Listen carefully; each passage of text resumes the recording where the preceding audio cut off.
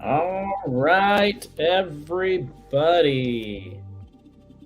Welcome to another Friday installment of YouTube Live. My name is Kyle Ranke. I'm with the David Green team. We've got Mr. David Green himself hanging out with us. Welcome. We're going to be talking tonight how to stop living paycheck to paycheck. I don't care what your income looks like. If your income is as low as it goes or as high as the sky, I know a lot of people that are having paycheck to paycheck issues. They're having financial issues, personal finance challenges, especially with inflation. The more that inflation happens, the more it affects our pocketbook and our ability to live successfully and live a good life. So, out of curiosity, drop in the super chat here. Let us know where you guys are from, who is hanging out with us tonight on a Friday.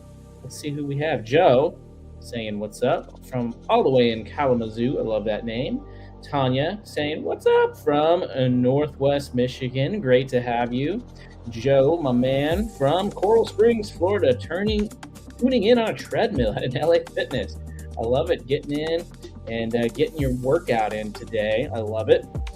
Rhonda saying what's up from NorCal. Good to see you as always.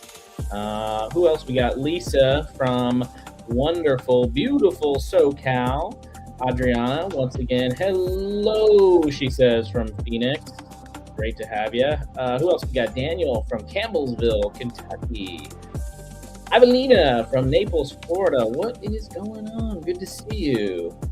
Edith from Boca Raton, Florida. Great to see you once again. Noah, always coming in and chatting and hanging out from Anchorage, Alaska. I love seeing all the repeat people coming to hang out, like Mikhail from SoCal hanging out, Spartan member. Angela from Pennsylvania, Spartan League member. Rafi, FPV, first person view from Denver, Colorado. Whoa, good to see you. We got a Mo from San Jose, Keegan from Mount Pleasant, Michigan. People are all over the place. What's going on, my man? Jimmy, good to see you. We got Devlin from Tucson. Got some good people showing up. What else we got here? Aaron from Riverside. AZ baby. Yes, I love it. Got some cool people showing up. A couple people from Orange County. Who else we got? Edwin from Northern Virginia, because there's a difference between Northern Virginia and Southern Virginia, I would imagine. So I'm glad that you gave us that differentiation. Tony, what's going on? We don't know where you're from, though. Thank you for having us. Great to be here. Thank you for coming. Do us a favor right now. Hit the like button. Hit the subscribe button.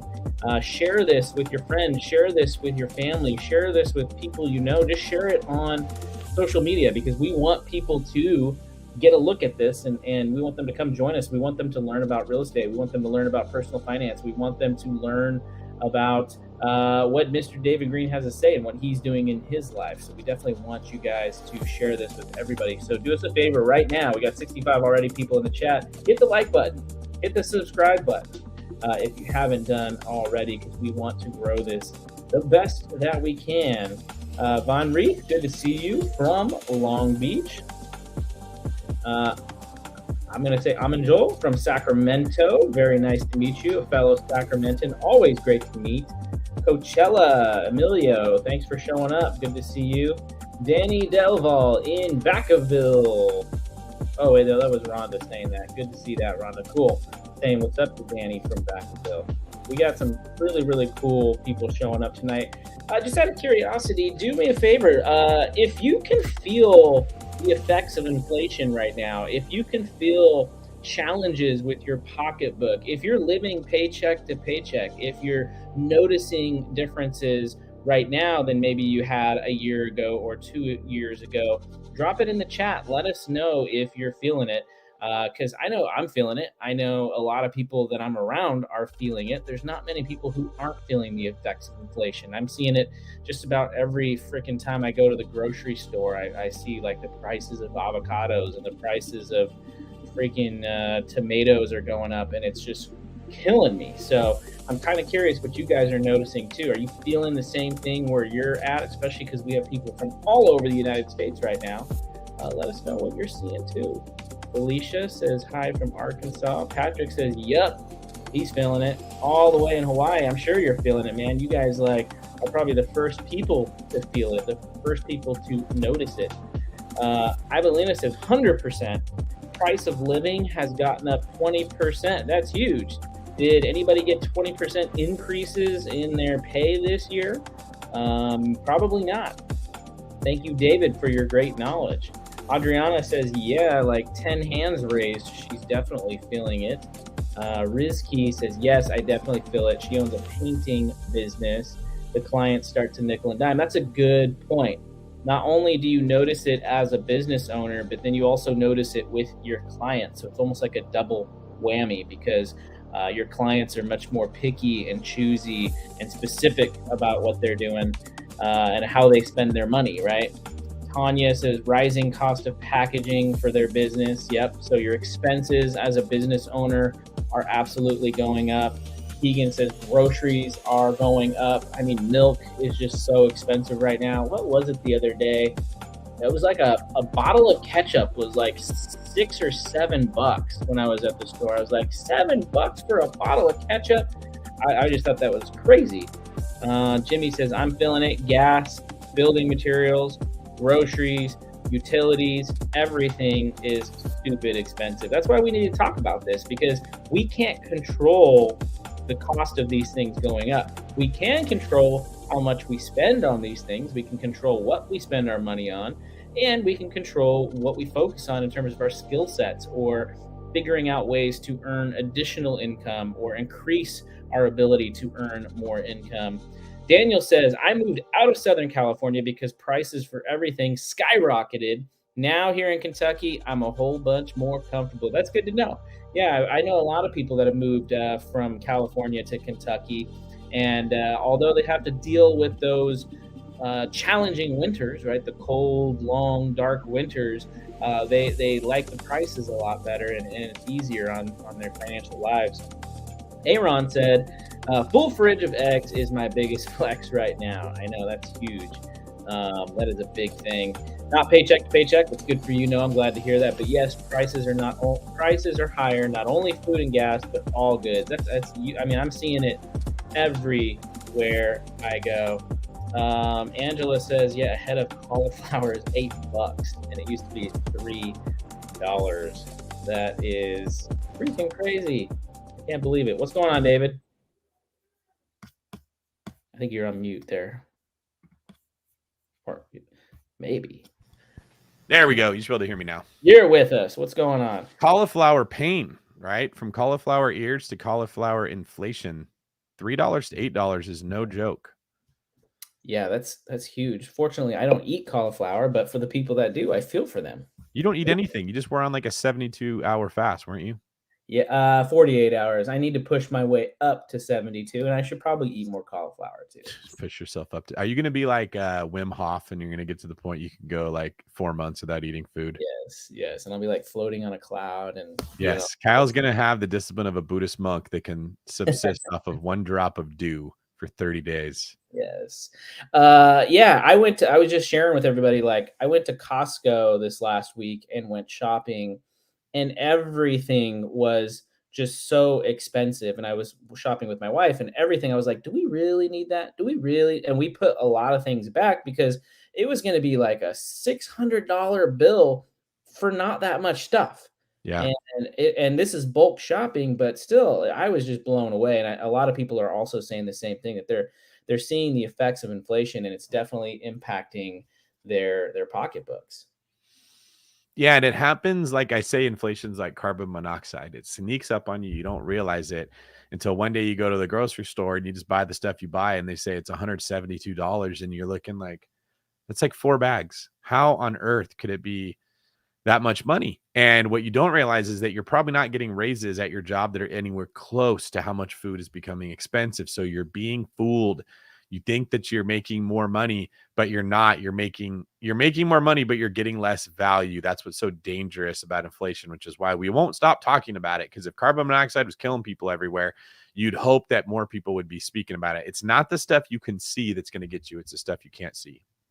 Yeah, that's exactly what it's feeling like, and it's just kind of sneaking up on you. And every time I go back and I look, it just seems like the price tags keep going up and up and up. And we're also hearing from a lot of business owners in the chat the same thing.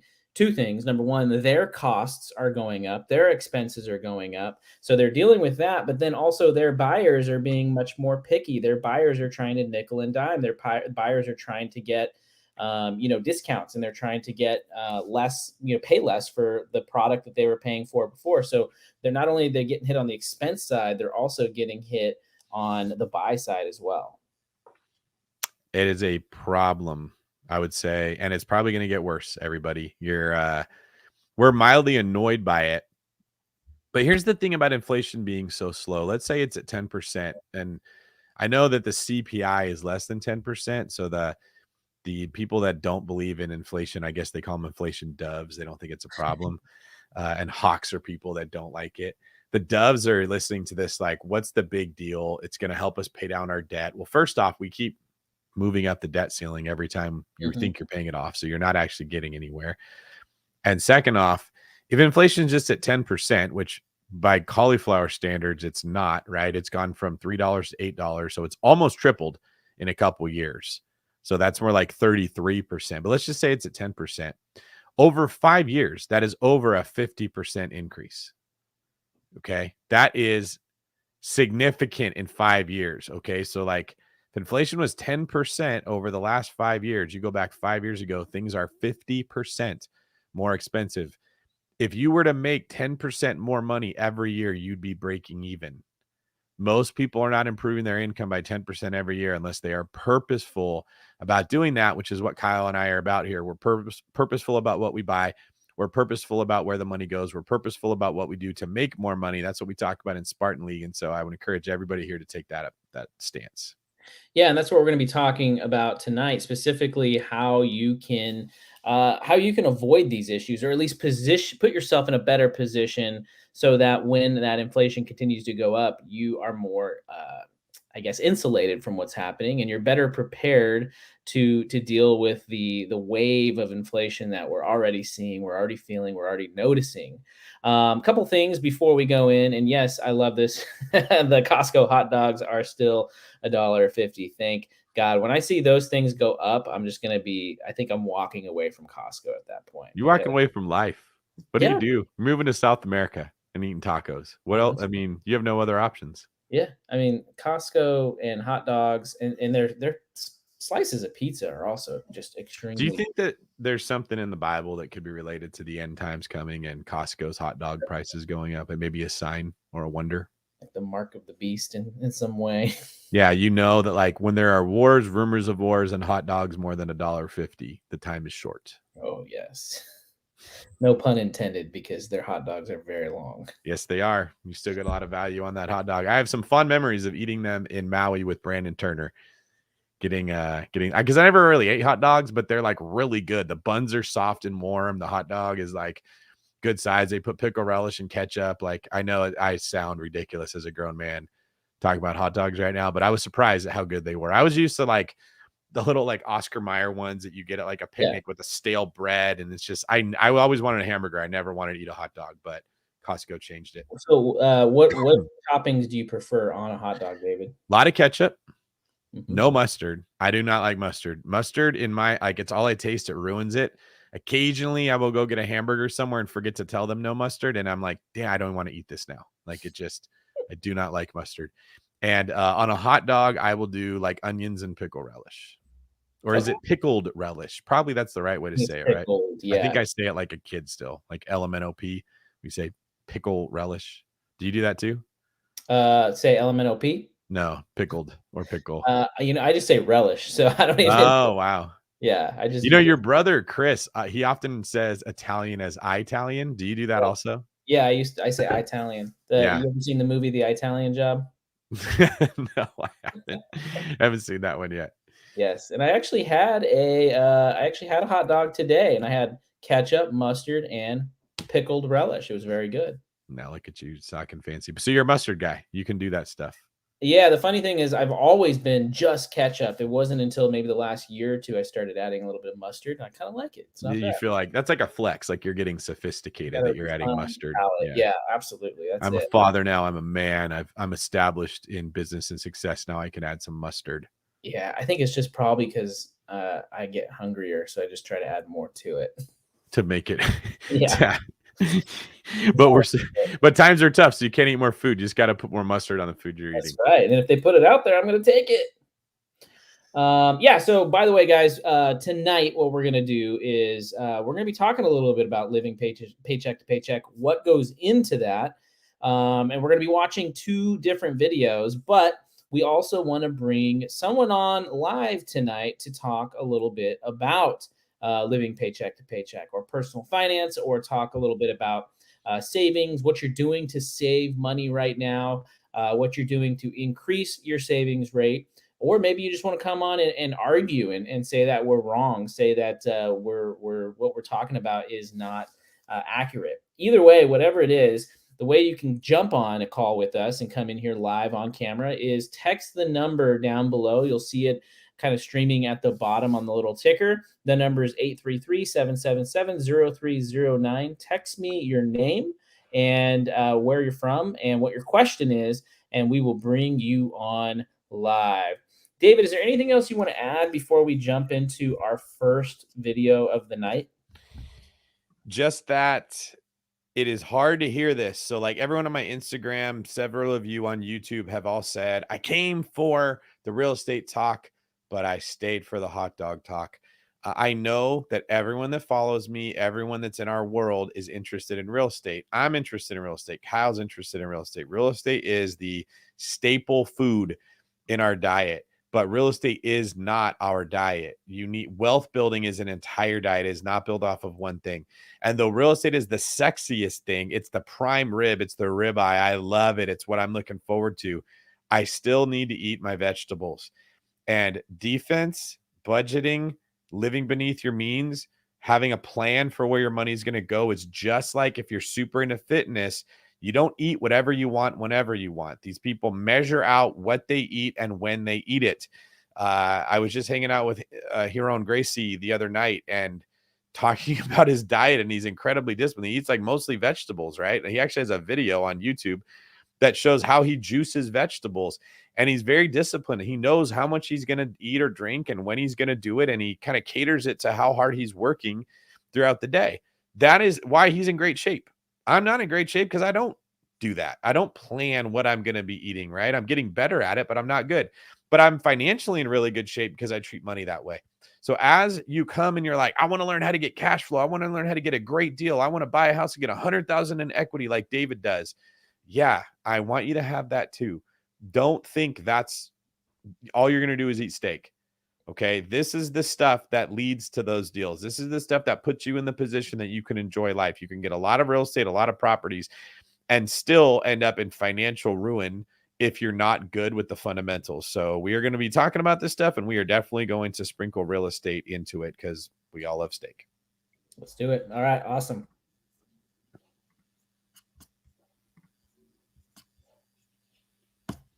I like Angela Haydorn's comment, a night full of hot dog analogies. To inflation. A recent report reveals even those earning $100,000 a year are living paycheck to paycheck.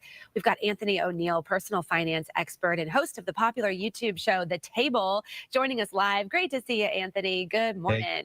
Good to see you all. Good morning to you as well. Well, I have to say, this doesn't really surprise me that much because things are just so expensive. But you say it's all about prioritizing. I mean, all of us have something that's non-essential that we're spending money on. Yeah. And here's the very first thing is when we talk about prioritizing, this pretty much means I want you to get real with your budget, because inflation is very much a reality, but it's important to assess, our overall spending, right? So things cost more right now, and your budget should reflect that. Right now, groceries are super expensive. So what I'm asking people is to pretty much prioritize their basic needs within their budget. This is going to be your four walls. This is going to be your food, your housing, and transportation utilities. So anything beyond that, or anything that you're dealing with, health or like your wants, for an example. So cut out the unnecessary spending and focus on the things that you need within inside of your budget. All right, let's talk about those unnecessary things, because I think a lot of times, oh, mental health, I need to eat out, I can't cook tonight. But things like that can really make a big difference if you're trying to save money, right? Absolutely. Right now, some people may get upset with me when I say this, but dating is not a need. That's a want. But you need groceries. You need to pay your light bills, but maybe you don't need Netflix and Hulu and Amazon Prime. You pick on one. Cut down on your spending as much as you possibly can. But then at the same time, you guys, there's only so much of cutting that you can do. You can't cut all of your expenses. And at a certain point, you may need to have a fix your money behavior problem, because here's the truth. Money flows two ways. It flows in and it flows out. And so changing jobs may not be the best option right now for you. But I think you have to think outside of the box, outside of the traditional way of getting a 9 to 5. And right now, we're seeing a lot of people get into the content creation space, the tech space. And so I'm telling people, figure out a way to generate some more income. And I'm honestly teaching some people how to do that as well here in a couple of days, and how you can generate some extra income from home. And I mean, when you talk about those side hustles, I think a lot of people think, I don't have the time. I don't even know if I have a talent to do anything else. But there are things that you can do that you're coming up with, apparently, Anthony, and that people are catching on to. Yeah, there's a way of generating from home your talent, your skills, and your gifts, right? And how you could literally make an extra $1,000 a month to $5,000 a month just using your already skills at home. Let's say if you're a school teacher, well, you're a school teacher on your trade 9 to 5, but you can actually come home, create a tutoring business online, create a course online teaching young people how to pass SAT or how to study for a test. And so on next Wednesday, I'm hosting a free masterclass. It's going to be 60 minutes long, and I'm teaching people how to build a personal brand. It's March 29th at 7 p.m. Eastern Standard Time. And I'm going to walk you through the 4 steps that have taken me from literally living in the back of my car to making an extra $1,000 to $5,000 a month to, gratefully today, we built a 7-figure business off of something that I was doing on my job, and I turned it into a full-time income. And all I got to do is go to anthonyoneal.com/save my seat. And I'll show them how to make some extra income so we can fight this inflation the correct way. Ooh. Okay. Very nicely said and done. That guy was pretty good being interviewed. What do you think, Kyle? Yeah, I liked him. He's very articulate, a cool studio set up there, and had some good points to say and a lot of things that I agreed with.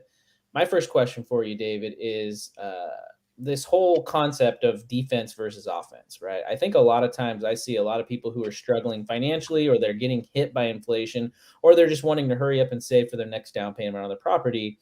What happens is they just want to go out and earn a bunch of additional income, but they're not addressing the defense part. I think it's more fun, more sexy to talk about making more money, but we don't like to talk about defense. We don't like to get down in squats and do defensive slides all the time.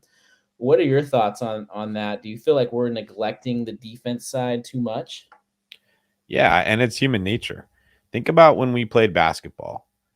I mean, the defensive drills were obviously not as fun as a shooting drill. So if you ask me, hey, do you want to go sit on the wall and hold a squat, or get low and play hard defense and get popped in the mouth? No. Do you want to go practice layups, spin moves, and jump shots? Yes. But you usually don't need encouragement to do the thing that's already more fun, right? Think about when you were preparing for the game. Most players, would you agree, thought in their mind, they saw themselves coming off a screen and hitting a shot. They saw themselves beating a guy off the dribble, that their mind thought about offense, right? Mm-hmm. How often did they think about what the other team was going to do and how they were going to stop them? How often did they visualize stopping another player? Okay. Mm-hmm. And as a big Golden State Warriors fan, they've had bad defense this year compared to previous years, especially on the road. Their offense has been largely the same. Is it a shock that they have a horrible road record and a very good, and by the way, don't tell me the scores, guys, if you're listening to this right now live, because I'm going to watch it later. The difference between winning and losing is that their defense is worse on the road. When they play good defense, and Kyle, I hope this isn't a sore thing because I know you're a Kings fan. By the way, are you is it like 70-30 or 60-40 Kings Warriors? Are you 100% Kings? And 0 Ooh, Warriors because you're you kind of like putting me. both teams. Well, yeah, you're kind of putting me like on the spot on live YouTube, and so I have to say it here. But no, I'm 100% Kings when they play the Warriors, right? Okay. But then if the Warriors aren't playing, then I'm gonna go for them. So, or if they're not playing the Warriors, If the Warriors win, you're going to root for them. But if I the would be okay, yes, exactly. I but you're think not like that's kind of hoping the Warriors win. You're 100% hoping the Kings win. yes, Yeah. 100%. So Yeah. call Kyle for all your Sacramento real estate needs because he's a homer for sure. Back to what we were talking about. When the Warriors won the last game they just played, I guess that was game 5. I noticed they had a stretch in the fourth quarter when De'Aaron Fox usually takes over the game where they got stop after stop after stop. Gary Payton 2 was huge. Sorry, guys, if you don't love basketball. The Warriors started blocking shots, getting really good rebounds, getting steals, and it literally won them the game. It was not that they went on a big run and scored a bunch of points. It was just they stopped the other team consistently. And what happens when you do that is the offense just happens on its own. And I use this as the example because life is like that. You don't have to visualize yourself getting another sale if you're good at sales or working more hours. If you know you want to make more money and you have an opportunity with overtime, it's very simple what to do. You have to think about it. Defense is sneaky. You're sitting at home, you're bored, you're not happy with life. You get on Amazon, you start shopping for stuff, right? Like I have a tendency when I go shopping because I look at what's on sale and I buy all of it. I do this thing where like, oh, they have like beans on sale or green beans or peas, and I'll just get like 15 cans because they're only 99 cents, right? And then I'll have all this food in my pantry that I don't need. It's tricky. It's hard to like manage the money that goes out. It's not as hard to manage the money that's coming in. It still needs to be intentional, okay? If you're not making good money, then you have to be intentional about changing it. But when you are making good money, you don't have to you don't need to tell a real estate agent who has a listing appointment, you really should go to that. They're going to go. You may have to tell them you don't need a BMW. You'd be okay with an Accord. So that's why we talk about defense, because it needs the attention because no one thinks about doing it. When most people go to jiu-jitsu, they want to learn how to submit someone. They think about submitting somebody. The really good ones think about defending themselves from being submitted. They think about getting the other person tired before they get tired. That's a defensive approach. Wealthy people, especially guys, if you get good at real estate investing and you build good wealth, your mind shifts to protecting it. The really wealthy people I know don't talk as much, especially later in life, about what they're going to do to make more money or find the next thing. They're looking at risk mitigation. What am I going to do if the economy goes this way? What am I going to do if the tax code changes? What am I going to do if I get vacancies? What am I going to do if the short-term rental market changes? It's harder to get people to visit there. They're thinking defensively. And then when you're networking well, offense happens. People bring you opportunities. You meet the right people and stuff comes your way. Just like with basketball, you don't just get steals. You play good defense. The guy makes a mistake and he hands the ball over. Like that's how turnovers tend to happen. So that's my take on why we should focus on defense. I also really like, what was the gentleman's name that we had in there? Anthony. Guys, by the way, if you like this, please like the video. We need that. Anthony mentioned that it's money flowing in and flowing out. That is a wise perspective. Now, there are some people here that are already good at defense. They make their own soap. They've been wearing the same clothes. I mean, like I've had this shirt for probably 5 years and I will wear it all the time. I don't spend a ton of money. It's not as hard for me to live frugally, but you have to also think about what you're doing to make more money, especially as inflation creeps up. If you're a teacher, if you're a janitor, if you work at a mechanic shop and you get the same wage all the time, you're taking a pay cut every year that you don't feel. You have to be intentional about what you're doing to make money. If you're making the same money every year or roughly the same, you're actually losing money all the time. So focusing on money flowing in and money flowing out together is how you win. What you ultimately want to do in basketball is to stop them from scoring as much as you can and score as many points as you can. That's what the best teams do. Yeah, and what's the old saying, right? Offense sells tickets, defense wins championships. Like it's not a fun thing, it's a mundane thing. It's like the opposite of abundance mindset, right? Because you're focusing on scarcity, but it's necessary. And yes, Uber Eats on the phone, absolutely dangerous. DoorDash. Let's dive into that. What makes it dangerous, Kyle? The simplicity of it, yes. The easiness. Convenience, right? Yeah. That's it. Remember when you were doing your envelope method with your wife when you were younger and you wanted to pay off your student debt? Mm-hmm. What did you do that made it easier to track where your money was going? I made it hard to spend money. I physically took cash and I put it in those envelopes, and I said I can only spend this on eating out. That's it. That's why Dave Ramsey recommends using cash to buy things. It's not just that he's a crazy old man. He understands the psychology of spending. When I take out my credit card and buy something, it's very convenient, but I don't think in my head how much money I'm spending. It doesn't occur to me how much money I'm spending when I'm putting on my credit card, right? But when you have to pay cash for something, if I have to pull $175 out of my wallet for dinner and then another $40 for a tip or $30 for a tip, that hurts me psychologically. Ouch. I don't like this. I'm not going out to eat for another 2 weeks now because I just spent that money.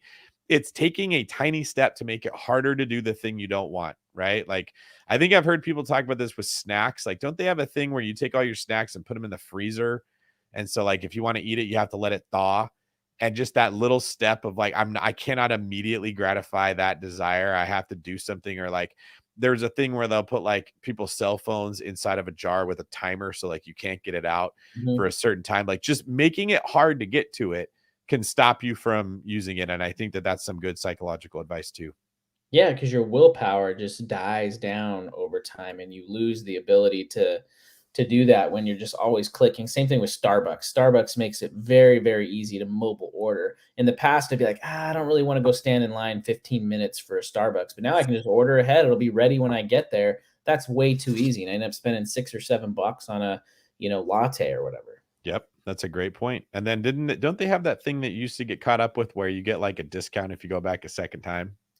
Well, here's the thing that they do. So you get the gold card, you get your stars, you get all that fun stuff, and you get a free drink every 150 stars. But the other thing they get you is they play games where it's like if you buy 4 things 4 days in a row and you buy these specific products that we're trying to sell right now, you will get 50 bonus stars. So they gamify it, and it makes it that much more enticing for a lot of people to say, yeah, I'll do that. Makes Psychology. Gamifying is the same way that I saved money. So when I was younger and I was working in restaurants, I made it a game that I had to save a minimum of $500 a week. This was like when we were in college, and that was the minimum. So if I could save 600 or 700, I was winning in this game. And I tracked every dollar I was spending because I wanted to win at that game. That's exactly right. The other thing that you can monitor with yourself is the feeling of progress. You can get addicted to progress. God designed us to want to make progress in certain things, which is a good drive. Okay. Mm-hmm.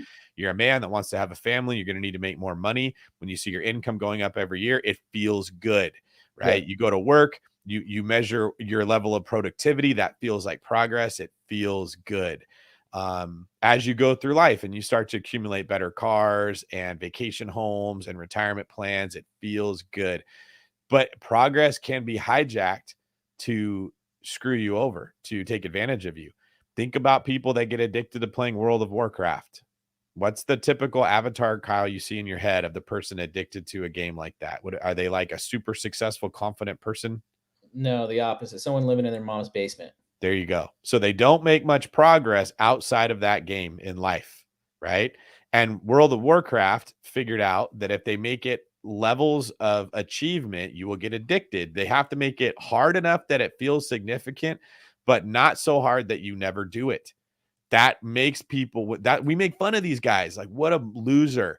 He's a level 97 mage in World of Warcraft. But to that person in that world, that's a huge investment they've made. They don't want to let go of it because they need the feeling of progress. Jiu-jitsu schools have figured this out, right? Ideally, it shouldn't matter what belt you are. You just go and you do your best every day and you see like, how good am I getting better? But if they need you to want to keep going, so they make a blue belt after a white belt because you're looking forward to getting that promotion, and then you get in and all the other people see now you have a blue belt. And that means you're better than they are, and now you feel good because of progress. And you ride that wave, and then it's like, well, I'm just a blue belt. I need a purple belt, and it keeps you going. And then they figured out, well, if it takes a couple years between promotions, you're going to lose interest. So let's give you a stripe on the belt to continually monitor the progress. Like, I am sure they figured out if you get a stripe every 6 months, that's the minimum time you need some kind of recognition to keep you engaged, because they want you to keep going, and it's hard. They're figuring out ways to hack into psychology. guys, when the Pillars book comes out, you're going to see my research on this. But what I'm getting at is you work a certain way. And there are companies, businesses, marketing firms, advertising companies, very smart people, much smarter than us, that spend their time paying attention to what makes you buy something, what makes you click on something, what captures your attention. And all these hacks I'm teaching you are something that they understand way better. So we're sharing this with you so you can understand your own proclivities and you can make better decisions. Yeah, one thing I would challenge everybody here to do is next time you go to the grocery store, next time you go to a place like Costco or any kind of store, look at how they place the products. Look at how the packaging and how the wording is and how it pulls you in because it's so subconscious. We look at something, we go, "Oh, that's really good. I want that." We grab it because of the way it's packaged or because of the way it looks and the words that they use, and companies will spend millions of dollars and pay people high amounts of money to write the right words and to craft the right product in the way that it looks So so that you just pick it. You don't even think about it. yes, I heard Allison Armstrong talk about this for the first time. And she had a very well thought out theory on it. Like, if you go to the 7-Eleven and you're going to pick out a can, right? Have you ever done this with your wife, Kyle, where you're like, there's two options and one of them, the packaging is like dent and the other one, it's not. Which one does she pick? The one that's not. That's exactly right. One of them has a dusty outside and a clean outside. Which one do they pick? Clean. One of them is a brown, boring color. The other one is a bright pink with purple hues and sparkles. That one. I was just talking to my wife about this the other day. She's drawn to like things that like are French. So if they use a French word or they say made in France or whatever, because she's health conscious and they make better food in France. So she's like, "Oh, we got to get that." Yeah, like, and there's probably an idea in her head it's high quality if it comes from the Yes. French. Yeah. That's it, right? The reason that especially women are drawn to the color schemes is because this is the theory, at least. If you go back in time, they wanted to pick the ripest berry, the best. They didn't want the moldy one. They didn't want the one that was like crumpled with the dent in it. They wanted the ripe, juiciest, best thing, and they didn't want anyone to get sick, right? It's that nurturing instinct that wants the best thing, right? And now marketing companies have figured out we still have this monkey brain that thinks like that. And even though logically it wouldn't make sense if the packaging was dented, it just feels good to pick the one that's not. And then they paint it that way to get you to do it. And they can literally sell you water and you will pick that water because the branding of the water looks different. I don't know about you, Kyle, but I'm not one of those people that can tell the difference when I drink one water versus another. I don't even know if I really believe that people who swear that they can, Yeah. right? But like, if you make the packaging of the water, people feel better about doing it. We're only saying this to say this is how much effort your enemy is putting into beating you. Mhm. They are studying every move you make to figure out how to take as much of your money away from you as you can. And if you want to have any chance of winning, you need to understand the techniques that they are using, the tools they are using, the tricks that they are using, so that you can recognize when it's being used against you. Yeah, and I love Chris. He says, except Dasani when he talks about water. I've actually heard that with Dasani, they put some sort of magnesium chemical or something in there that actually makes you more dehydrated, makes you more thirsty, and makes you buy more. I don't know if that's true, but I've heard that before on social media. But what you're saying is exactly true. Just the fact that we do this subconsciously and we don't even realize that we're doing it. And that's the whole idea is just start opening your eyes to like, what automatic things are you doing? Like, I remember you told me, David, like a long time ago, like when you had gotten a Jamba Juice and you took that Jamba Juice and you're like, dude, I didn't even realize it. I took a sip. I couldn't even get out the door before I took a I sip. remember that. And you're like, why am I doing that? Why do I do these things automatically? We do so many things automatically, we don't realize it. Yeah, it bothered me that I had so little discipline that the second I got it, it was like I have to put it in my mouth and drink it. Like Mhm. I couldn't even wait till I got in my car and put it in the cup holder and like get pulled out and get on the road and be like, okay, now I can drink this thing. It was like I was a slave. I just did it without even thinking about it. Right. That's funny because I remember you then made it like a rule, like I don't take a sip until I get outside the store. Like you're gonna try to. That's what we're fighting against, though. And I think so many of us don't pay attention. Like Brandon Turner told me this about TikTok. He's like, dude, it is the most addicting thing I've ever seen. Every conversation we had, like, what's your struggle? TikTok. I'm like, come on, dude, give me a real struggle. Stop talking too much time on my phone. I didn't understand that he really was spending too much time on his phone because TikTok figured out what he liked so bad, and you mindlessly start scrolling. Kyle, have you ever done the thing where you get like a half second of boredom and you check your text messages? Oh, there's no text. You open your Instagram. Oh, I got some DMs. You get through the DMs. What am I going to do? I need something. You start scrolling. Then you're scrolling mindlessly. What I mean is you are not logically, purposefully thinking, is this what I want to be doing? You're just hunting for something that catches your attention to look at. You're not choosing life at that point. Nope. You are a slave to a life that somebody else has created. Until you get out of the Instagram, you stay there. We do this with our money. This is the point, everybody. Yep. Like, if you watch that, The Social Dilemma, I think it was called, it talked about the ways that like these tech companies are evil. I don't know if they're evil. They're maybe, but they're smart. They know what you're going to like. They've put so much more thought into how to arouse your attention and because attention's a form of currency, just like money is. Every minute that you spend browsing social media, you're not earning money that would be useful for something else. You're not developing a relationship. You're not working on fitness, or you're not reading a book that's going to change your life. You're not developing a relationship with God. So knowing that you're in a battle is the first step to winning it. And everyone here, you probably don't think about life like it's a battle every day, but it is. Yeah, and second step, I would say, and this is just a practical tip that everybody can take away and everybody can apply right now, is go in with a plan. Because if you don't go in with a plan, you're going to walk out with 15 cans of beans that you didn't actually need, right? So when you sit down and have that plan that you want to write up, this is exactly what I'm going to shop for. You go through the filter of, is this a want? Or is this a don't really need? Or is this, yes, we need this and we need this right now? And only buy things that are in the need column. Don't go buy things that are in the, yeah, this would be kind of nice to have, because you're going to end up spending way more money. And with the way that inflation's working, I can tell you the same thing when you walk into Costco and you go into the back and they have that bakery section. And I swear they've got fans that they're just blowing the smell out, because when you walk through it, you just, oh, that freshly baked, bread and all these amazing pastries. I'm going to go buy these. And if you buy them and you don't go in with that plan, you're going to end up just adding them to your cart. In Pillars, I give a literal example of Cinnabon and their executives admitting that they purposely set their ovens up to blow the smell of their cinnamon rolls in a certain direction. And they pick the location in the mall where the most people are going to be walking and the smell can get at. Like, you'll never see one in the way back of something where you have to walk out of your way to get to a Cinnabon. It's always on a main thoroughfare where you were wanting to go to Macy's, but then you stop there.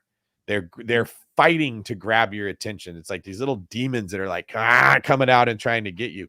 And you said a very insightful thing. It's about having a plan. If you don't have a plan for your money, it can go wherever it wants. It's like a river that overflows, the water just goes anywhere.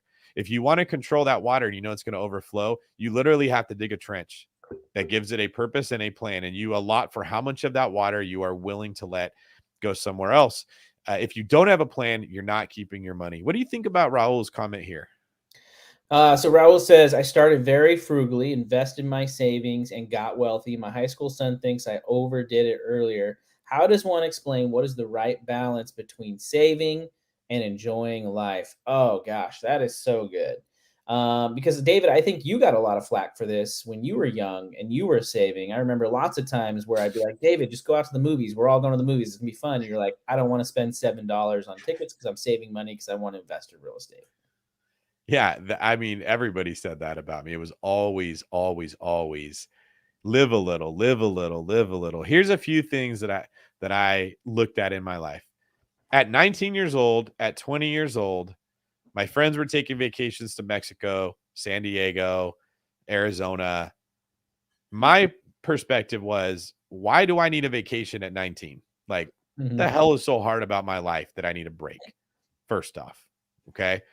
And they were spending a huge percentage of their income in San Diego. So if you make like $15 an hour, which that would have probably been a decent wage when we were young, and you're going to go like to the bar, you're probably spending an average of $30 an hour on alcohol. So like that trip might have been 70% of your money for the month or something. Like, it just doesn't make sense. If you're like, look, you could not work for 3/4 of the month and just do whatever you want, or you could work the whole month and have 4 days in San Diego. To me, it was clear it doesn't make sense to go do that. If I have to work this hard, I want to keep something for my money. So that was one perspective that I had. A more important one or powerful one was I'm not depriving myself for my entire life. That $7 movie ticket, if I make the same decision 10 times, becomes $70. If I make the same decision at 10 other times in my life, becomes $700. If I do that every single month for the year, becomes 8,200 or so, 8,400. If I do that for the 4 years I'm in college, becomes $32,000. At that time, that was literally the down payment of a house. Okay. From not going to movies and not spending money on dumb stuff. Now, that's before I'm worried about offense and how I can make more money. So that one decision led to a house after 4 years of college. Now let's throw into it. What if I work an extra 2 shifts a week? So instead of working 4 days a week, I work 6. And what if I stay late on those shifts and pick up the last tables? I could literally bump my income from 35 grand a year waiting tables up to like 90 grand a year. If I'm doubling my income by staying late, and I'm increasing almost like 40% by working 2 more days. Doing that also caused me to spend less money because now I'm not tempted to go to the movies and go to San Diego. I want to actually work. Okay. You look at that, that's maybe 2 to 3 houses over a 4-year period of time. Okay. It's when you look at the next paycheck, you're not making progress. So you don't get interested. But when you look at a longer period of time, those habits are important. Okay. You were very good with this with things like eating. So like a bag of Cheetos to you, you're like, it's not just a bag of Cheetos. That means I'm going to eat another bag of Cheetos tomorrow. Then I'm going to eat a bag of Cheetos with every single lunch. Then I'm going to drink a soda with every single lunch. Now I'm like, my health over a 4-year period, that amount of toxins that I put into my body is significant. My weight's going to be way higher adding empty calories from something like soda. It's not a bag of chips. It is the habit that leads to you either being fat or fit. So regarding the right balance, first off, if you're young, I don't want to hear this.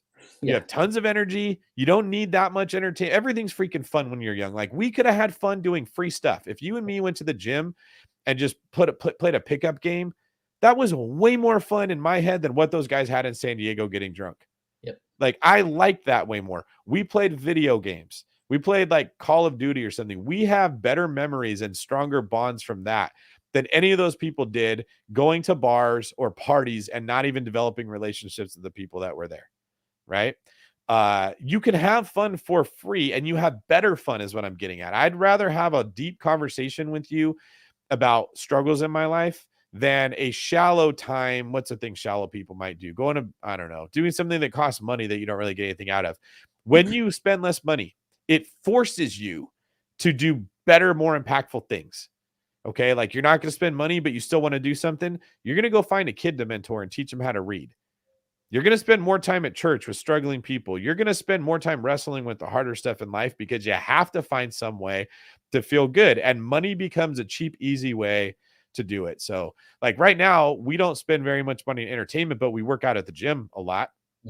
You know, like that's probably when I'm done working out at the gym versus I could have went to go have an expensive sushi dinner somewhere with someone that I don't care about. The gym gives me a lasting benefit, makes the next workout even easier, gives me a feeling of progress. The sushi dinner makes me depressed. Yep. Yeah, a couple things I'll say to this too is number one, behind the scenes, David approaches his video game skills the same way he does any other skills in life. He's completely focused and disciplined and only wants to be the best. So David can be fun to play with, but he's like Michael Jordan too. He's like he'll get on you if you're not like holding up your end of the bargain, if you're not helping him, if we're playing some kind of 2-player game. So just know that about David. But he made me a better Call of Duty player because of it, and so for that I have more skills than I ever would have. The second thing is in the world. Go ahead, David. You want to say something? I just remembered the time that because we played together against a computer, and yes, I'm very intense about it. But I remember you were much better as like a multiplayer guy. And I remember you teaching me like how to do it better.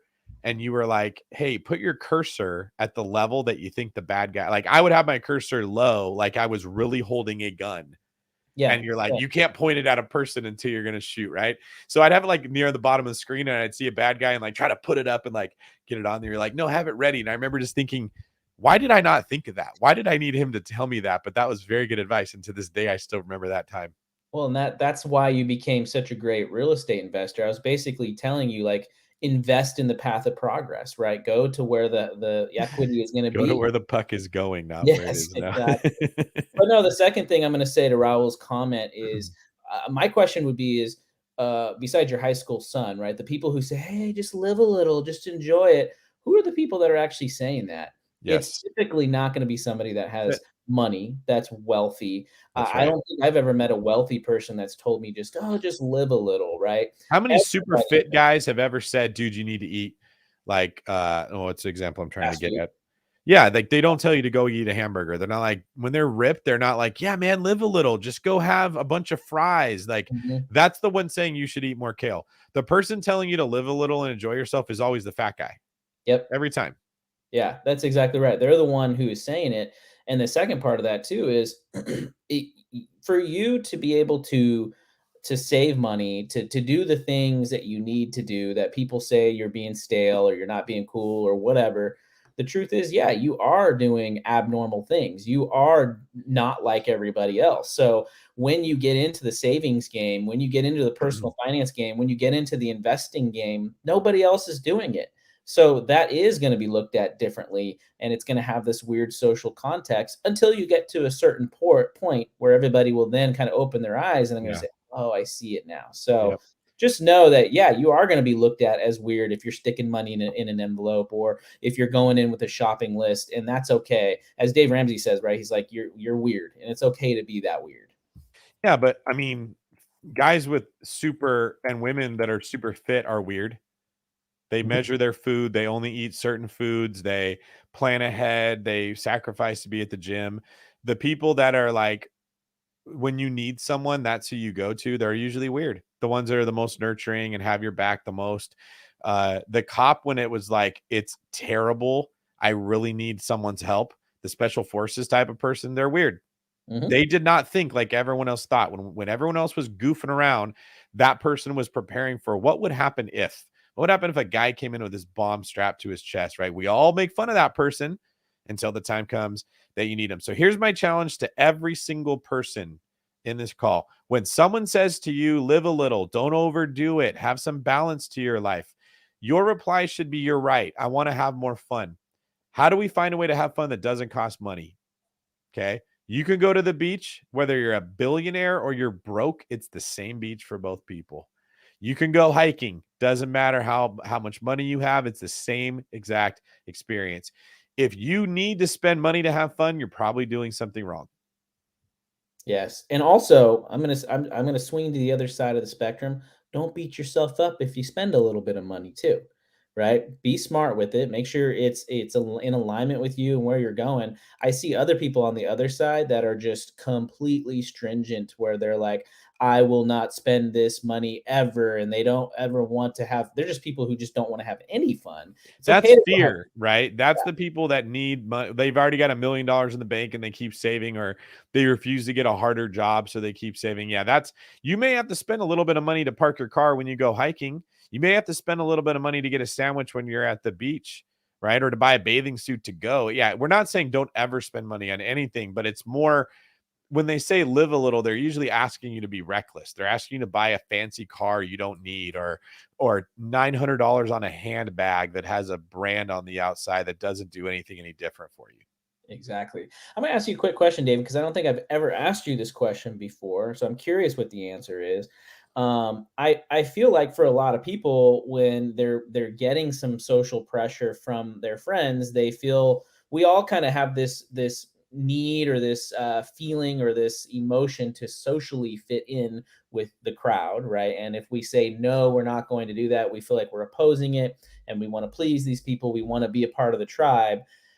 For you, David, did you feel that pressure when you were doing a lot of these things, and what was kind of the way that you worked through it to stay true to your values? That is such a good question. And I just didn't, I never thought of it till you asked me right now. I felt light pressure to fit in. I felt heavy pressure to set the example. Mm, That's why I didn't give in. Like, it's not pure willpower or discipline. I was a big brother. it was heavy on my heart that like God was doing something where I just felt like I felt when I spent money on something dumb, like it was morally wrong. I felt like I did something wrong, like I did something bad. That doesn't mean I still spent money on some things, but never frivolously, right? I felt like if I did those things, I was letting down the people that were looking up to me. I was letting down my little brothers. I was letting down my friends. I was letting down the people that I've always been a somewhat of an influential person, right? So like in our church group or at the Bible study, I would have probably been like in a leadership position. People would have looked up to me for whatever it was. It's not really a shock I got into this point with real estate. Now I'm not a leader in everything. I don't show up to jujitsu. I'm definitely not a leader over there. But when you throw me in with all the other guys that know nothing, I tend to end up like helping the new guys that are trying to catch up. It's my personality, right? So there'd be a pressure on me if in jujitsu, the instructor started using me as like the person he would practice on, or he started pointing me out. He's like, yeah, David is a good example of how to use this thing. He does it good. That right there would make me eat even better, train even harder. Like now there's responsibility on me that I have to set a good example, which I felt when I was younger. And maybe the key to take out of that is that those of you that are here on a Friday night, instead of being at a bar or doing something dumb, you're a form of a leader. You're making a responsible choice, right? Feed that seed, water that, let that grow. Be okay being weird because it's better than being like following the same path that everybody else. Nobody respects the people that do the same thing as everyone else. Isn't Elon Musk kind of weird? Extremely. Wasn't Michael Jordan kind of weird? Mm-hmm. Wasn't Tiger Woods kind of weird? Isn't Eminem kind of weird? Like, who are some other people we could just throw out that everyone tends to respect in their field? Bill Gates, Yes. Steve Jobs. Super weird guys. Mm-hmm. Right. But that's the person you hardly ever find the average person who's agreeable and just follows the path. And you're like, I really, really respect that person. So for those of you that are here, I definitely think you should consider being the person that you want to follow. Yeah, and I mean that's really good, David, because the truth is, like, for those of you that are here and you're listening, we need more leaders out there. We need more people to lead by example, not people just to get on here on a YouTube and say it and hear it and consume it, but get out there and show other people, teach them, and lead them along the way. Keegan asked a question, David. Did your parents teach you to save, or is this something that just came innately to you? My dad was not a saver. In fact, this was a problem because my parents fought brutally when I was young. I don't know, Kyle, were you ever in my house when there was a fight? I didn't meet you until we were like 18 Yeah, years not ago. yeah, they were no. That was good because they were Yeah.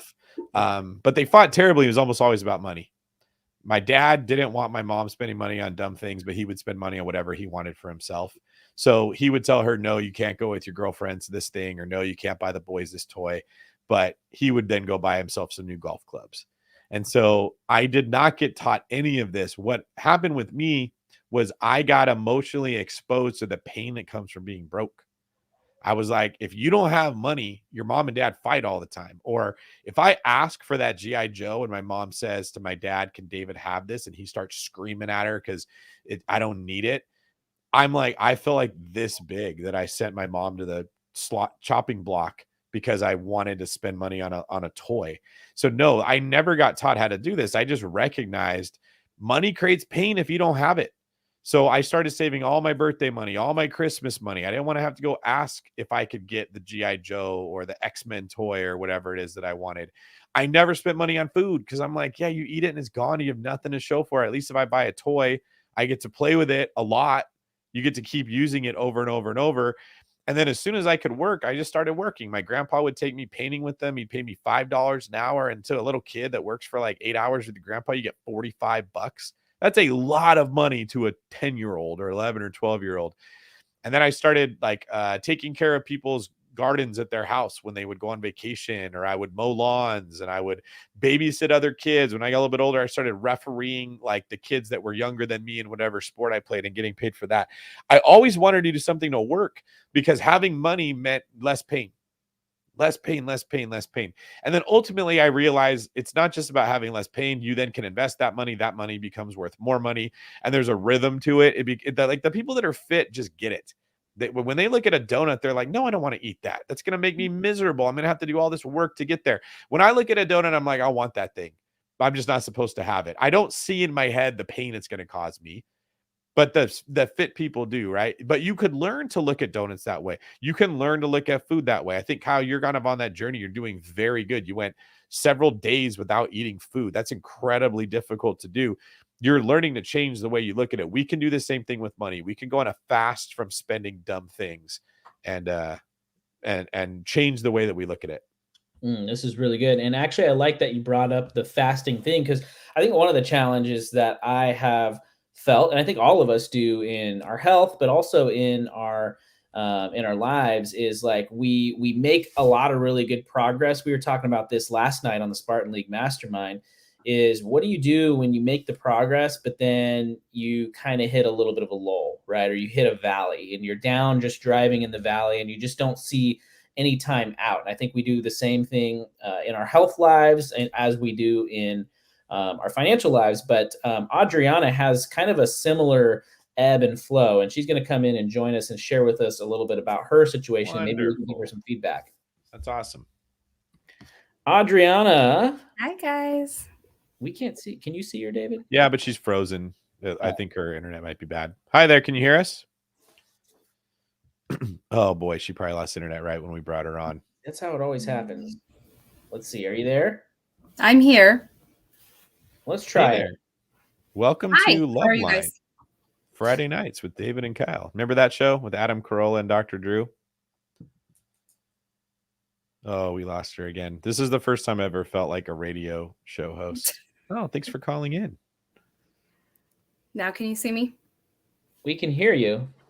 You're frozen on my my computer. So how do we know you're real? Is this a bot? Is this AI? Caught me. I don't know. Am I still frozen? No, we just go ahead and talk. We can't see you, but we can hear you. Okay.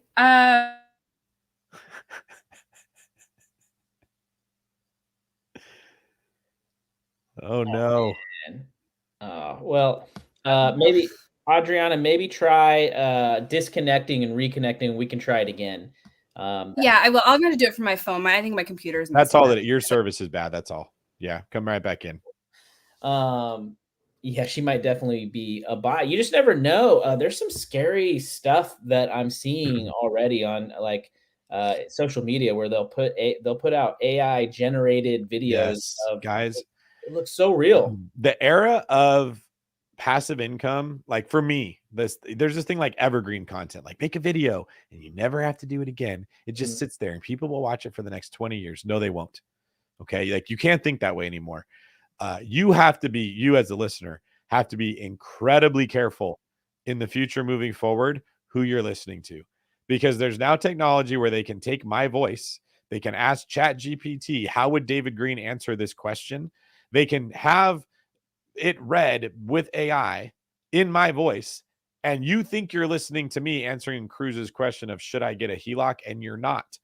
I think that there's certain ads that I won't read for different like Bigger Pockets or different. They want me to read an ad for a company. I'm like, no, because people are going to think that I'm telling them to do it. I'm not going to get paid to read an ad, especially if I just don't know anything about the company or I don't like them. Well, they'll just get around that. They're like, no, we're just going to use your voice and read the ad how we want. You're going to think it's me saying it. So we're getting to the point where if you actually want to trust the information you're getting, you cannot watch a TikTok video. You got to be on a live. You have to talk to the actual person. You have to have a relationship with the human, or you're going to be misled very easily. David, how do we know you're not a bot right now?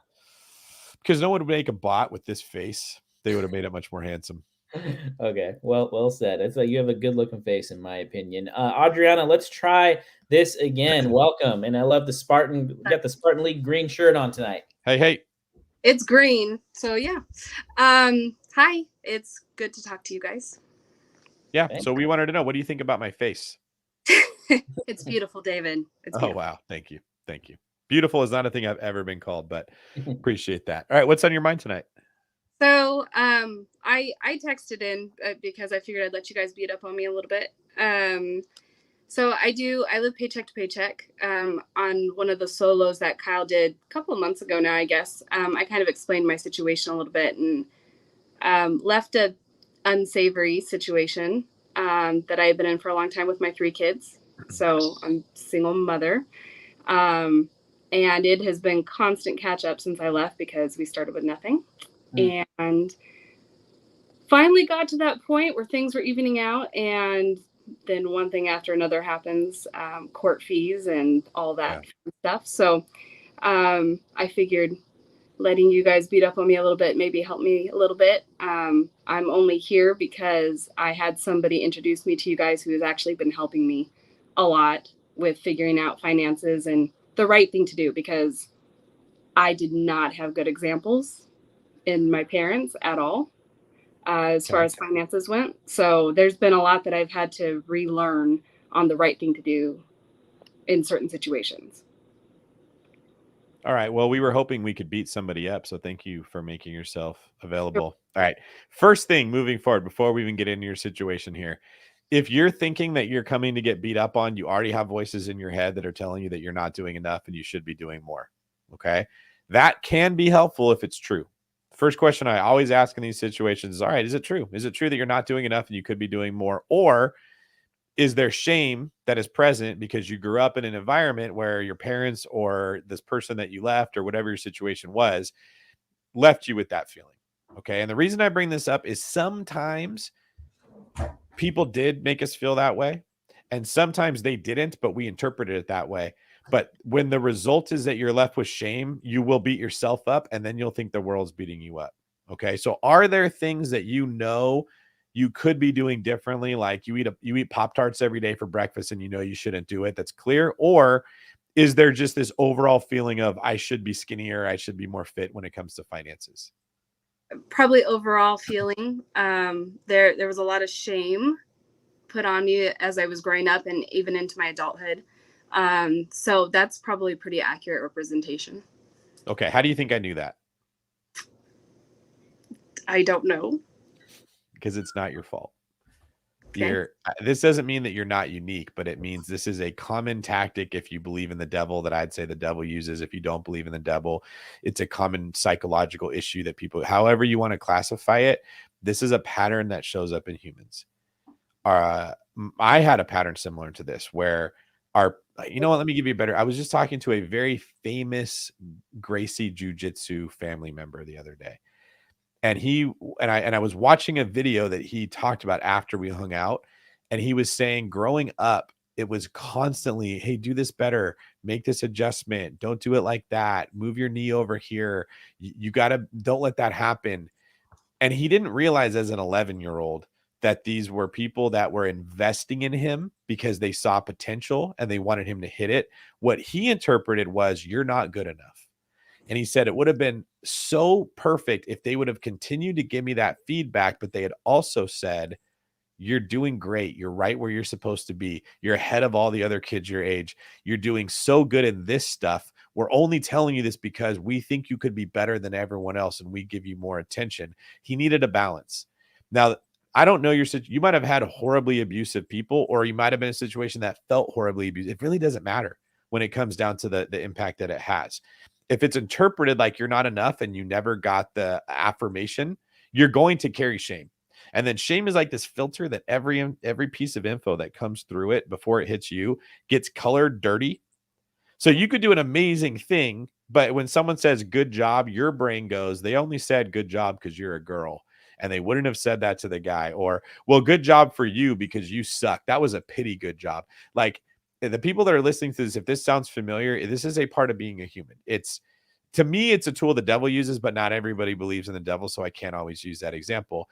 But what I'm saying is it's not your fault. You are not going to be able to get rid of that shame just by saying it. And if you believe that you're going to get beat up, you're going to look at the help people give you as them beating you up. All right. Yeah. And that's what we don't want that to happen, because then you're going to avoid, like he would have avoided going to jujitsu because he thinks he's getting picked on the whole time. But the best thing he could do is to keep going. We want you to keep showing up. We want you to continue to share. We want you to keep getting help. So if you're taking what we say as we're beating you up, eventually you're just going to avoid it. All right. Now, can I ask you some specifics about your financial position just to diagnose? Okay. What are you doing to make money right now? So I have a W-2 job. I'm an administrator. All right. Do you mind if we go deep on this, or do you want me to maybe just like Can I go 10 out of 10 deep, or is you rather keep it 5 out of 10 deep? Go to, you know what? Literally nothing in my life is private anymore. Go for it. I love the humility. Okay. I'm not going to ask you like the name of your work location. I'm going to ask more about your motivations and the condition of your heart. Did you take a job as an administrator because it is easier to try to serve someone else and gain their approval than it is to go try and do your own thing? Because then if you fail, you prove right all the people that made you feel like you weren't enough. So frankly, when I first took this job, I was literally a week after leaving. I was living in hotels, and it was the perfect job. I had all the experience for it. It wasn't minimum wage. It was well above what minimum wage, and I was able to get into that fairly quickly. So it was like Okay. the position. Were you working before this? I was, but it was for a family-owned company. Okay. In that family-owned company, did you have a comfortable position that didn't challenge you very much? Yes. Now that's okay, because you probably were more focused on your kids and surviving in that bad relationship than you were in making money. Is that fair? Yeah, that's probably pretty accurate. So is it okay to give yourself some slack that you didn't do your best at the last job, or you didn't progress your career to the level that your ex did, because that was not your job. Your job was to be the best mom you could be. Yes, I would say that. And there was a lot of mental health trouble That running. kept you from performing your best, Right. right? That you're sick every day. You're not going to be working out super great when you go to the gym. Exactly. Okay. And now you're trying to take steps to improve that. And that's what brought us here. Okay. Right. The first thing that I want you to understand about with you being a breadwinner and making money in the industry is that you're paid in direct proportion to the difficulty of problem that you solve. So right now you're solving the problem of someone needing administrative help. And the more challenging work you do, the more that they're going to pay you as an administrator. The easier somebody else could do the work you're doing, the less you're going to make. The only way to make more money in a capitalistic environment is to solve more difficult problems or solve them more frequently. That's going to be in the Pillars book too. Okay. So that doesn't mean you're doing anything wrong, but it's kind of like saying the only way to get stronger is to lift heavier weight. If no one tells you that and you just think, okay, I'm going to lift the same weight, but I'm going to go to the gym every day and I'm just going to get stronger, you won't. You'll just maintain the level of strength you have. Do you have any questions on that so far? No, that makes sense. Okay. The next thing that I want you to be thinking about is that it is okay to have a job where you're not making a ton of money. That means that you're just going to be trying to make ends meet for a short period of time as you're trying to establish yourself. And like you said, get ahead, not let yourself slip back into the position. What's most important, if that was a toxic environment, is that you don't get so vulnerable that you slip back into it. Right. And that was a major push for, that's why I had nothing. When we left, I mean, like literally my kids had a couple outfits. So when we left, that was part of it was, or at least that's how I feel, was that it was set up in a way from the other party so that it would force my hand to come back, because what else was I going to do? Now, does that other party feel like they were as bad as you perceive it? Oh no, that's why we have. That's why you have court. Okay. Yeah. So that means you're probably not going to be getting support from that person, and they might even go out of their way to make it harder for you. Absolutely. Right. We're not judging here because it just isn't going to do you any good, whether they're a complete villain or whether they just have a different perspective. Who cares? Right. But you need to be aware that if that's their perspective, they're going to make it harder on you. And so the goal here is like, what can we do to make it harder for them to make it harder on you? Right. Right. Is there anything you can give in that situation that would take away pain from them other than just giving them control and letting them take back what they had before? Unfortunately not, simply because it does involve abuse and then children. So yeah, that's kind of the hiccup. It's that is one thing that I have clung to, is I won't give on that, because I don't want to put anybody in an unsafe situation. Good. But that can also become a problem if it takes up too much of your thinking and you're like, I won't go back. I won't go back. I won't let this person have what they have. And like, now you start to see yourself as a victim. And I'm not saying you're not a victim. You very well could be. But focusing on your victimness does not solve problems in the marketplace, which means you don't make more money. Right. Does that make sense? So like, Yes. just like focusing on being a victim when you go to the gym and you're like, you can't really focus on your workout because all you could think about is like, I won't let this person have control over me anymore. That can be seductive to get into, but it doesn't help your workout. And if your goal is to get more fit, you're better off to just not think about it at all. Right. So part of this is going to be your own mental state of, can you admit they were wrong and they hurt you and find a way to forgive them just so that they're not using up the real estate in your own brain? Because you need all of that now that you're trying to solve problems in the marketplace so you can make more money, so your kids can have a better life, so you can have more security, so you can be less threatened that you're going to fall back into it. Then the fear of that tiger chasing you all the time, which I'm sure is present, slowly goes away. Am I making sense so far? That makes a lot of sense, actually. Okay, good. Now here's the threat. Just like we were talking earlier, if you heard about how there's all these companies that are going to come and they're going to try to get you to spend your money on them. Okay. Yeah. You are going to be surrounded by people that may be well-intentioned, maybe not, that are going to offer you empathy as a drug. They're going to tell you, oh my God, it's so hard to be you. Oh my gosh, he's so terrible. Oh my God, you slay.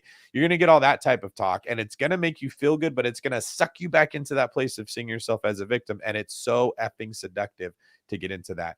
It always feels good when people take our side because you spent so much of your life with nobody taking your side, feeling Right. like you were crazy, right? Like all of that. And one of the things I've learned is it doesn't help to try to convince the other person that you're gaslighting, they were gaslighting you, because they probably think you were gaslighting them. When you have two wildly different perspectives on this type of a thing, you're not going to see eye to eye. And the only benefit of seeing eye to eye is if you're going to stay together, which you'd probably need a counselor to help work through. So if you've already said, I'm not doing that anymore, you got to resist the people that are going to come to you and they're going to try to numb your drive with empathy.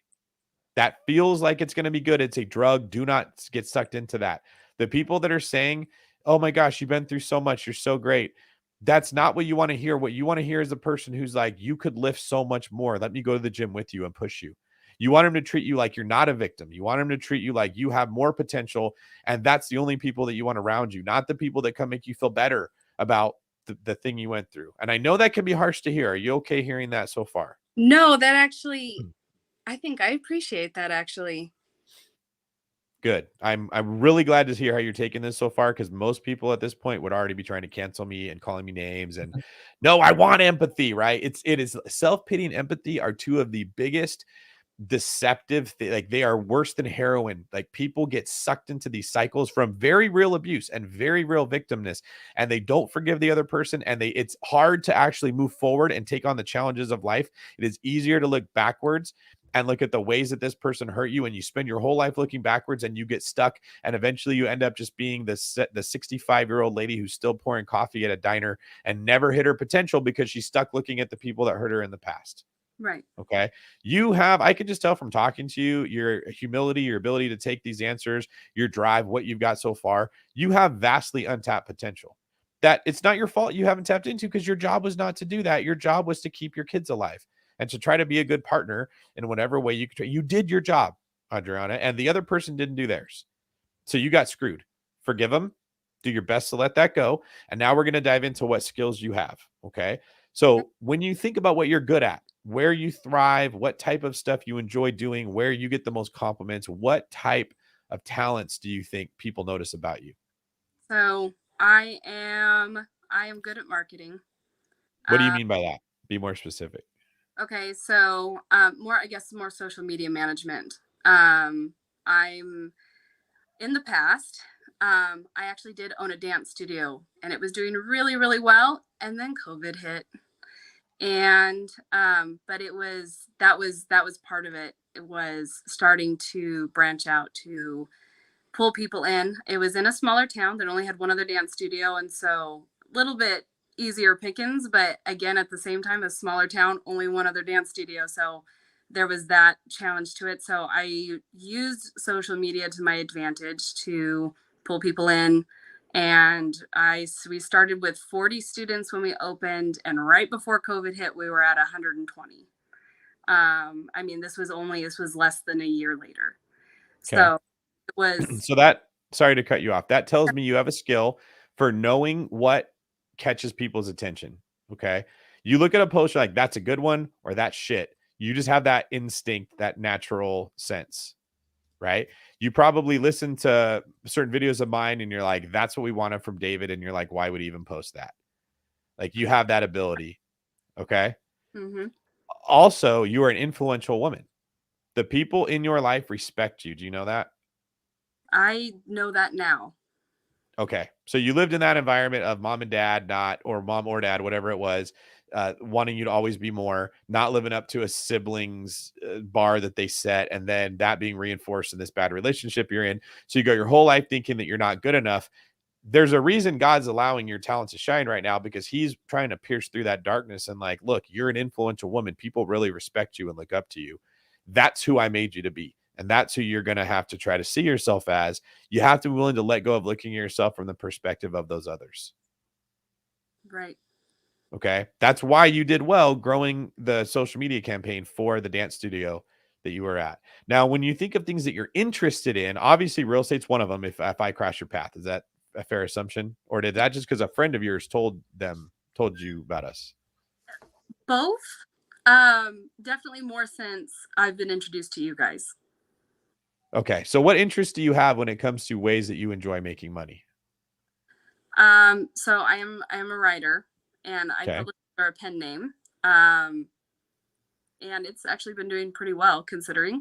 And I mean, other than that, my goal would be to be self-sufficient, to be able to invest in real estate and be able to drop a W-2 job so that I can spend more time with my family, and I can, in a simple way, I guess, enjoy my life, because I spent a lot of my life not enjoying it.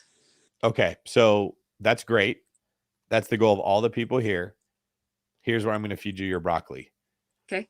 Don't think about that too much. That is like saying my goal is to look like a bikini model, my NPC, like the perfect body. That's what the perfect life looks like when you're like, oh, I don't have a W-2 job. I get to do what I want, and I have a bunch of money, and I can spend all my time with my kids, and everybody looks up to me. That is what we're seeking. Right. But if we said like that's the perfect body, you'd also understand the level of sacrifice that comes to attain that. Fair? Yeah. Yes. It's the same thing with business.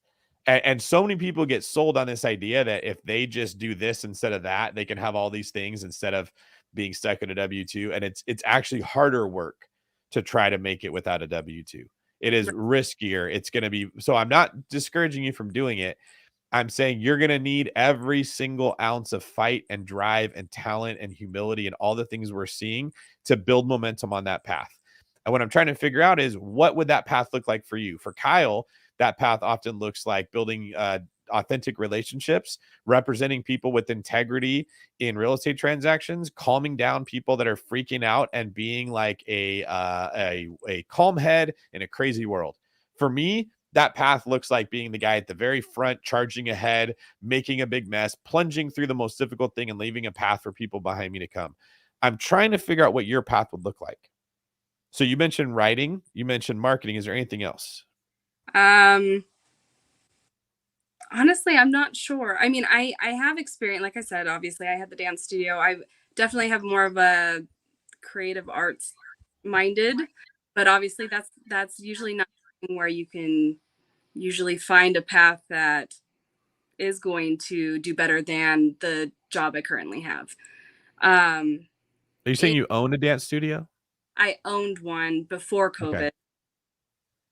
And after COVID, I just never quite could get it running again. Just too many people not willing, not yet. We'll come back later, and Okay. that's. So you have experience though as a small business owner. I do. Good. Kyle, what are you picking up on so far? I'm picking up on a lot of things. I see the side of you that has a lot of creativity that you want to express, and you want to influence, you want to share with the world, which I think is great. And then you have the income thing. And if you can figure out how to put those things together, I think that's what you're saying is like, I want to be my own self-driven woman, self-sustainable, and not necessarily have to be dependent on other people. Is that pretty close? Yeah, that's fair. But the reason you don't want to be dependent on other people is because when that happened in the past, you got hurt. That's probably a fair assessment. I can Right. say that I do have at least one person in my life now that I do depend on for, and not financially, but emotionally and that sort of thing. That I allow that, I recognize Yes.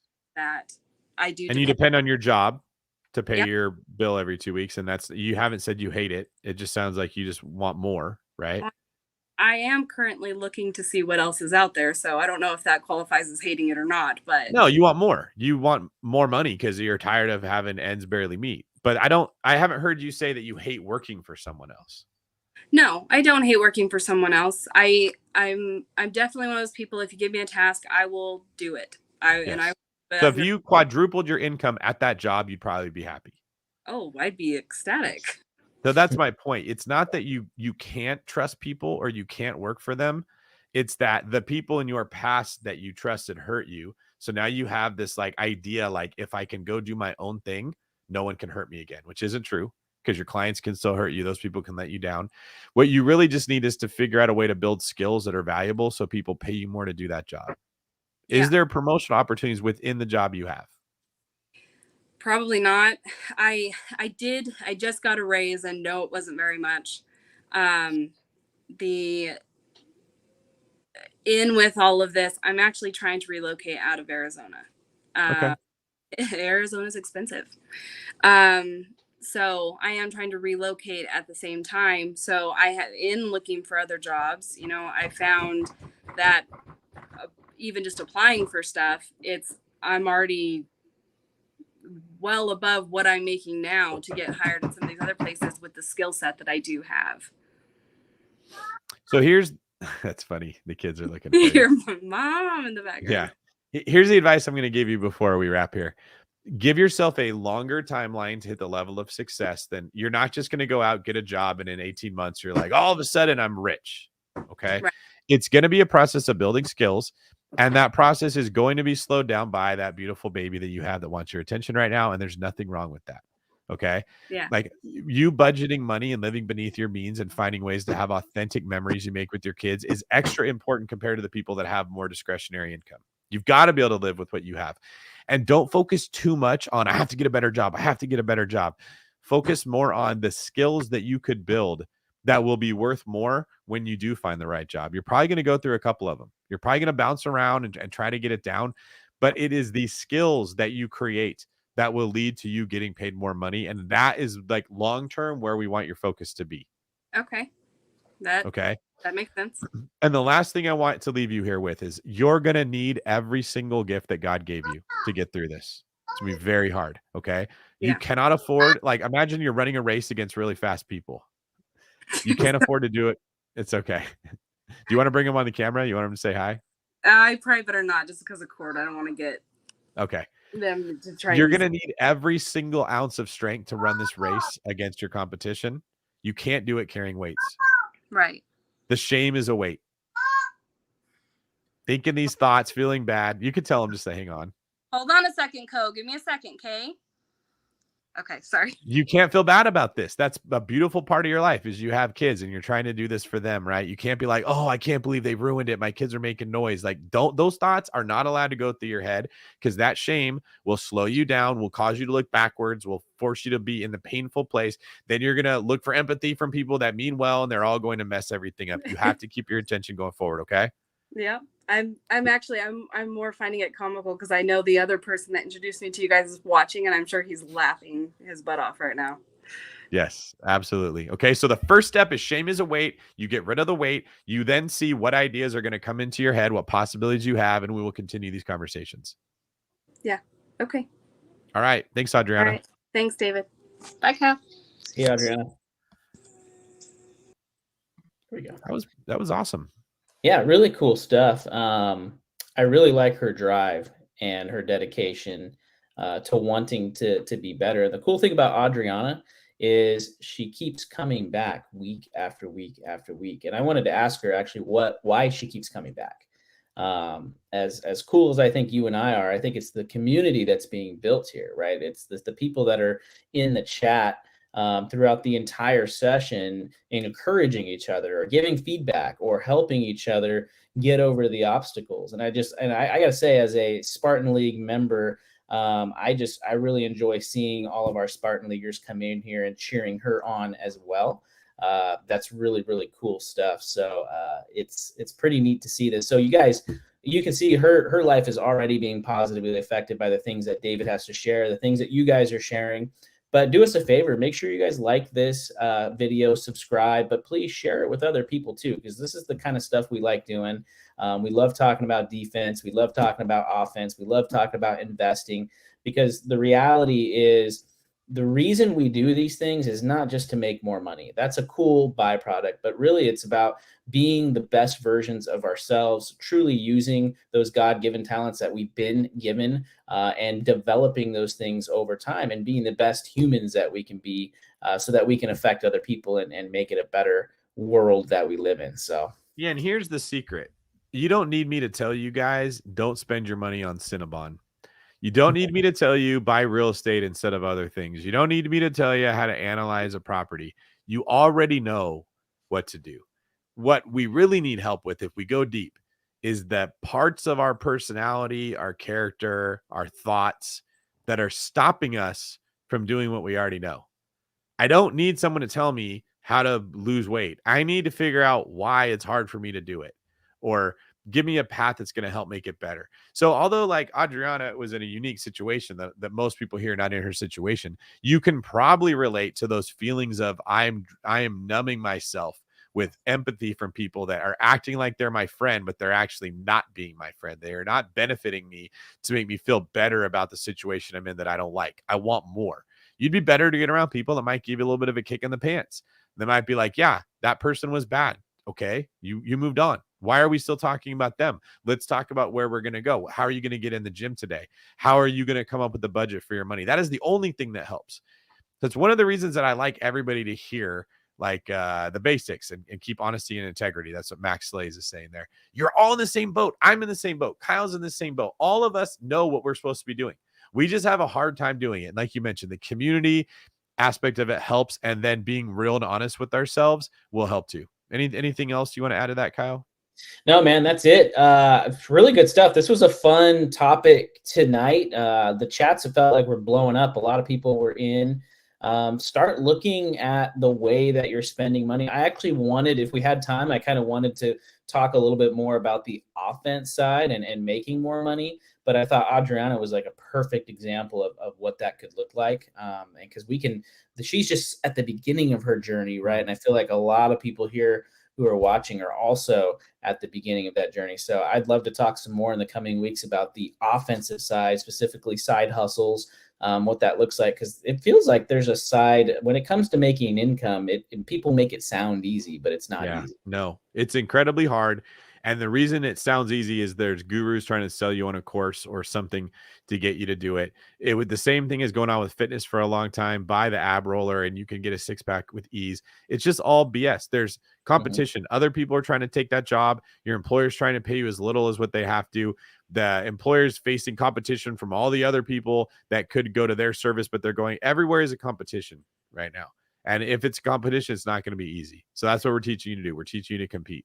Yeah, that's exactly it. So cool stuff. Yeah, David, any words of wisdom that you want to give the community before we end it out tonight?